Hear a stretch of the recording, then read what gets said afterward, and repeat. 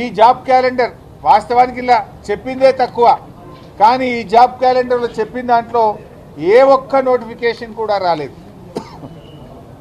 Item number 5 మీరు చూస్తే ఇక్కడ ఏమన్నారంటే engineering and other post Transco NPDCL ఎస్పీడీసీఎల్లో అక్టోబర్ 24 నోటిఫికేషన్ ఇస్తామన్నారు. అక్టోబర్ 2024 పోయింది, 2025 వస్తుంది, కానీ నోటిఫికేషన్ రాలేదు. రెండవది gazetted category engineering services October 2024లో నోటిఫికేషన్ ఇస్తామన్నారు, ఇంతవరకు ఈ నోటిఫికేషన్ కూడా రాలేదు.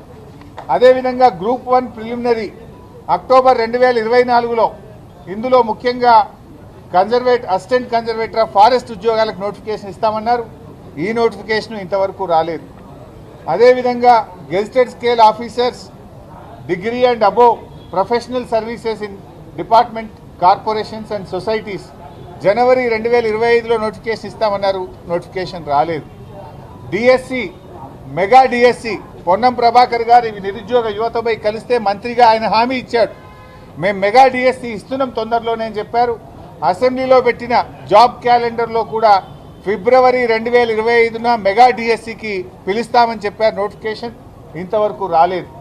అదేవిధంగా ఫారెస్ట్ బీట్ ఆఫీసర్స్ ఫిబ్రవరి 25న నోటిఫికేషన్ ఇస్తామని చెప్పారు, ఇది కూడా రాలేదు. ఎస్ఐ కానిస్టేబుల్స్ ఉద్యోగాలకు ఏప్రిల్లో నోటిఫికేషన్ ఇస్తామన్నారు, అది కూడా రాలేదు. ఏది రాలే. మీరు పెట్టిన జాబ్ క్యాలెండర్లో ఒక్క నోటిఫికేషన్ కూడా రాలేదు.